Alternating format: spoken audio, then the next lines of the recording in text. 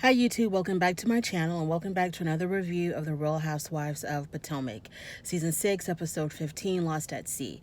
So we finish up at the restaurant. Everybody gets on the charter bus to go back home. And on the bus, Robin is looking absolutely miserable. And Karen in her confessional, she even says, she even mentions how miserable Robin looked and said, it'd be a good idea if Juan would come and cheer her up. But I don't think Juan could make those cramps go away, so why? Robin has, I guess she's cramping. She's trying to get her and Giselle into a hotel for the night because they are not staying at that house. I wouldn't want to be going up and down stairs if I had a broken toe. So I know how Giselle must feel. And, but then again, I think to myself, why would Wendy make sure that they had special accommodations if they had told her that they weren't coming? Because in the group text, Giselle had said that she wasn't coming, and because she wasn't coming, Robin wasn't going to come either. So why would Wendy have made special accommodations for them? Because they said they weren't coming, unless they told her they were. I don't know. So, but I know one thing. If I had a broken toe, I wouldn't want to be going up and downstairs just to go use the bathroom, because sometimes you got to get up in the middle of the night to use the bathroom, and who wants to be going up and downstairs? And then when you got to take a shower, you got to go down the stairs, up the stairs with your robe and all your showering stuff. Yeah, I wouldn't want to put up with that either. So they're trying to get into a hotel. Then on the bus, Gordon, he gets really inappropriate. He starts talking about his member and doing all of these inappropriate gestures again. And I don't know, is he like just a dirty old man? I don't understand. Maybe I guess when he gets drunk, he gets real dirty and raunchy. Everybody's getting ready for bed. They're back at the house. Everybody's getting ready for bed. Candace and Chris are in their room and they're talking. And Chris mentions to Candace that, you don't have to react every single time, especially when you know that people are just trying to, push your buttons. You don't always have to react. And I guess, Candace, she agrees, and then Chris is like, and Ashley, she's really not that bad. I've talked to her. She's not that bad of a person. And I was surprised that, Candace reluctantly, kind of, sort of, halfway, kind of agreed with him that, Ashley is not the spawn of Satan. Robin and Giselle, they leave. Okay, they pack up their stuff and they're out of there. Ascala and Mia were the ones that escorted them to the door. And Giselle says something about, how rude that Wendy didn't even come say goodbye to them. Okay. Because whatever. They leave because they really, really, really, Robin really, really, really, really, really, really needs her own bathroom. The next day, we do all the obligatory call homes. Everybody's checking in on their kids, checking in on their mates who didn't show up, so on and so forth. Everybody's in the kitchen, scrambling around to make breakfast. Most of them show up in the kitchen, trying to get breakfast ready. Wendy and Eddie, for sure, Wendy didn't show up until it was almost time to leave or time to eat. Eddie came down. But what I want to know is, Wendy and Eddie, why didn't you have a chef? Why didn't you have breakfast catered, breakfast delivered, something? Like, why are your guests scrambling around in the kitchen trying to fry them some eggs and bacon and cut up some strawberries? That I don't understand. Why would anybody want to go on vacation just to end up cooking? I don't want to do that. I don't want to go on vacation and then I have to cook. If I'm being invited somewhere, for sure I'm not going to cook. If anything, I would expect the host to be there. I would have expected Wendy and Eddie to be the first ones up to get everything ready for their guests that they invited to this house.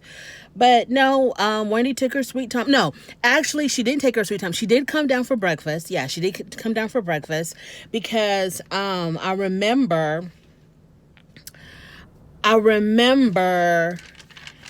Ashley called Giselle and was talking to Giselle about her leaving in the middle of the night. And then Karen came in and she was like, she got on Giselle about not saying goodbye to anybody and not even saying goodbye to the host. And Wendy was right there, right? But I guess, Giselle didn't know that Wendy was there because she wasn't on the side of the phone where she could be seen on FaceTime. And Karen says something about, you didn't even say goodbye to the host. And Giselle said, what host? She's not being a host. And then your girl Wendy popped up like a jack in the box, went around the counter and told Giselle that she was being a good host because she said that she was being a good host. Wendy jumps up like a jack in the box when Giselle said that the host is not a host. She hasn't said nothing to me. And Wendy says that she did greet them when they showed up. And then they show the clip of her taking them into their room and whatever. That was all petty. This is some petty stuff. Like, who cares if she didn't say goodbye to Wendy? She's mad at Wendy. She's mad at Wendy. Wendy might as well have put her in the damn basement or something. Who cares about that? Okay, Ashley is in her room doing what she is always doing, pumping. And she is talking to Michael. And, Michael is giving her an update on the kids and whatnot. And Michael tells Ashley that their oldest son, Dean, didn't want to go to sleep. So he was being a really bad boy. And then Ashley was like, don't call my son bad. Don't ever call him bad. And Michael is like, well, if he's not doing what he's supposed to be doing, then he's a bad boy. And Ashley says, I don't want you calling him bad. I don't want you using those words.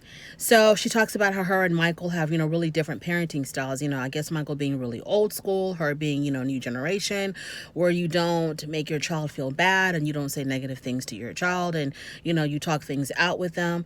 So I remember I knew someone like that who did not want their child to be called bad. Don't say bad boy, bad girl. Don't say that to your kids. And that's fine, whatever.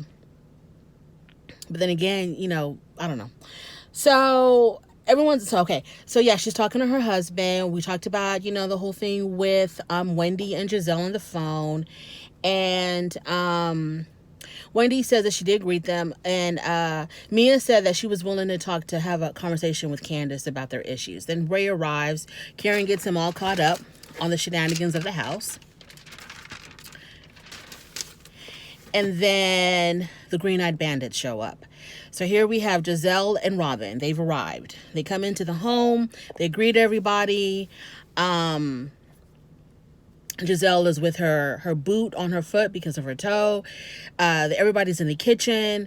Giselle sits down at the table, whatever. And then here comes, Wendy and Eddie. They're ready for the day. Wendy has on her boating outfit. Everyone's ready to leave. When Wendy comes into the kitchen, she greets everybody.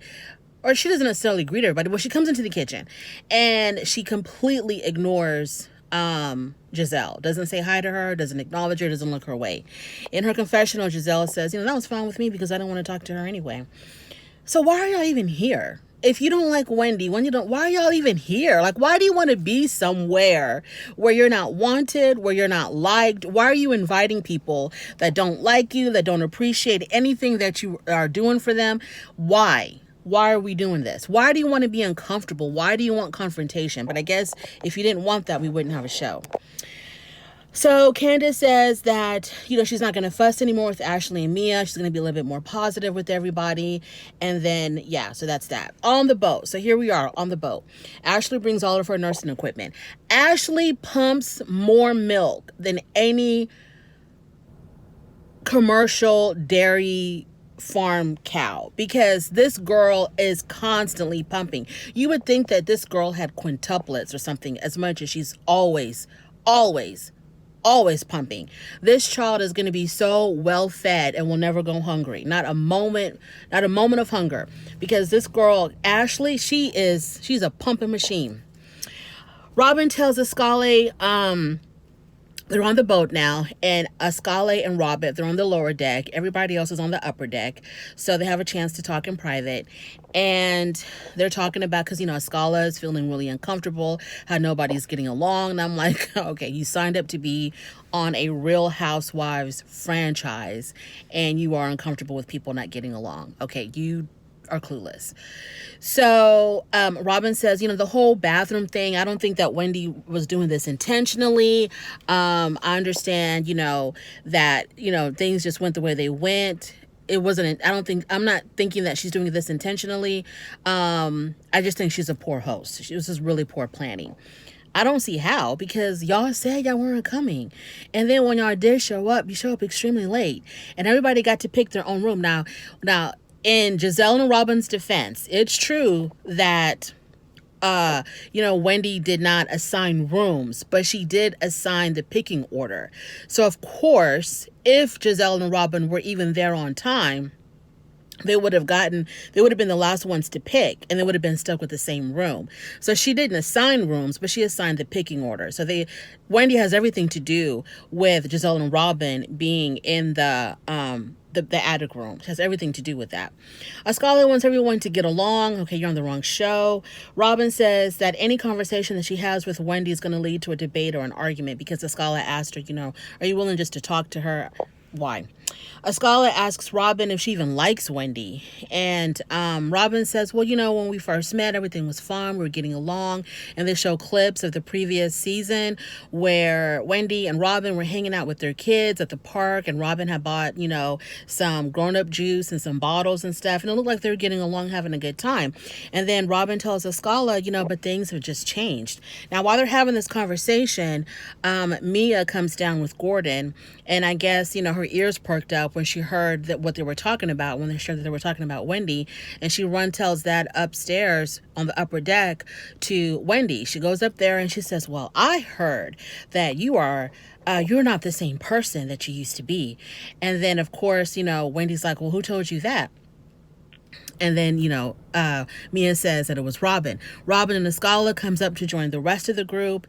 And who was it? Was it Wendy? Yeah, I think it was Wendy that called her out and said, so you're telling people, I heard that you said that I'm not the same person. And Robin is caught completely off guard. And Robin is like, what's going on? And then Ashley tells her, well, Mia came up and said that you had said that Wendy's changed. She's not the same person. And Robin said, I didn't say that Wendy had changed. I said that our friendship had changed. So everybody gets on Mia for the misinformation, because she's done this before where she delivered the wrong news. And so this leads to a conversation between Wendy and Giselle. They ask, who was it? Mia? Mia asked, well, do y'all want to talk about why your friendship has changed and where it has changed?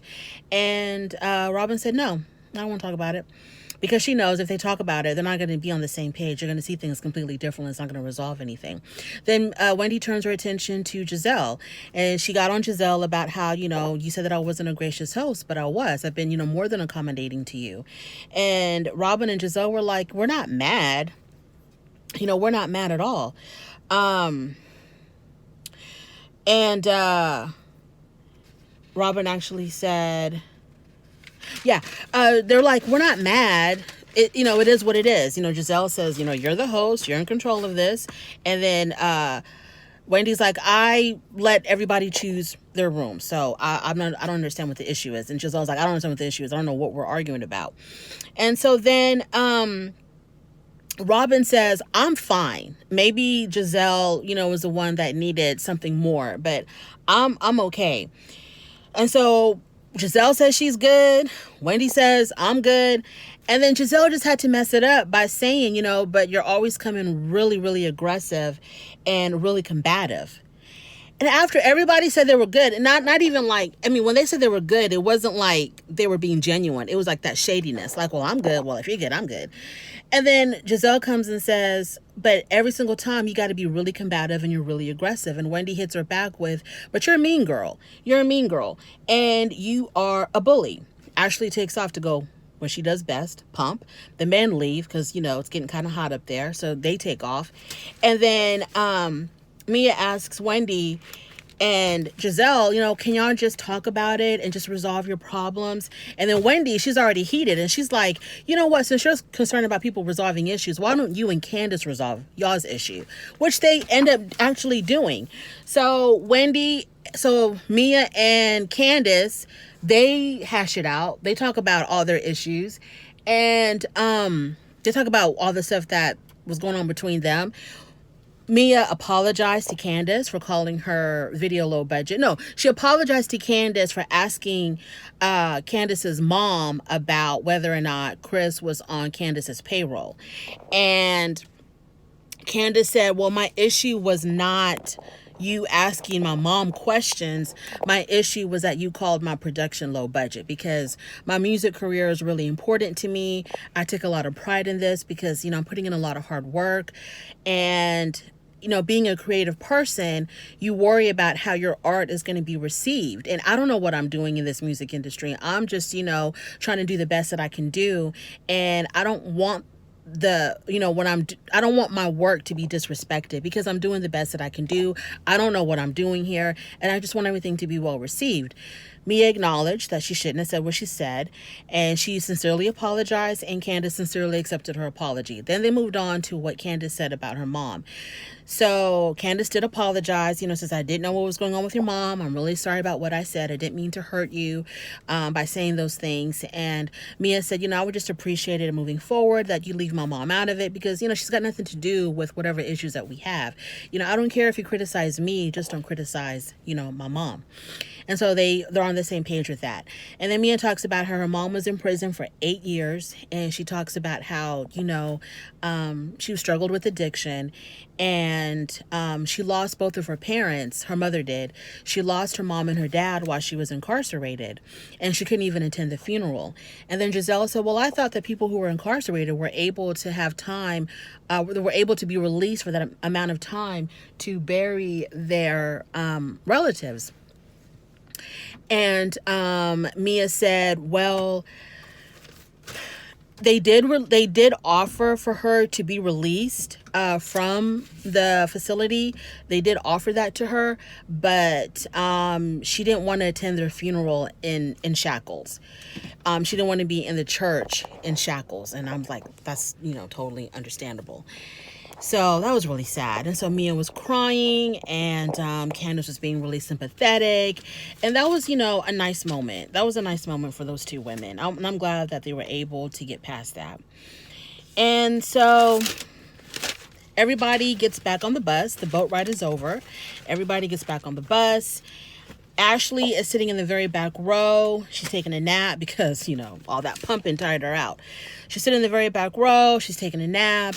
And for whatever reason, Gordon, it starts picking. I mean, it's hard for me to imagine Gordon being this successful businessman, because every time when he's around other people, he's just so immature. I was like, I don't understand what's going on here. So he's picking on Ashley, saying that Ashley looks really funny taking a nap. And Ashley was not having it. I don't know what Ashley's deal was, but Ashley was not having it. And she was like, you need to leave me alone.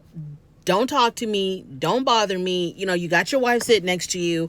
Why don't you talk to her and leave me alone? And Gordon was like, what's wrong with you? And I'm not going to leave you alone. It was just so stupid. Like, Gordon, leave this woman alone. Let this woman take a damn nap. Like, what is wrong with you? Why are you picking on her? Why? She's just taking a nap. All she's doing is sleeping. She's got a newborn baby. She's trying to catch up on her Z's. She's pumping like crazy. She's pumping enough milk to supply a small nation. And here you are bothering her, and all she's just trying to do is just take a nap. She's got her kids keeping her up at home. You're keeping her up on the bus. Leave this woman alone. Let her nap. And that's where the episode ended. If you got this far, I appreciate you more than you know. Go ahead and give me a thumbs up. And if you really like what I'm doing over here, go ahead and subscribe, and I will talk to you later. Bye.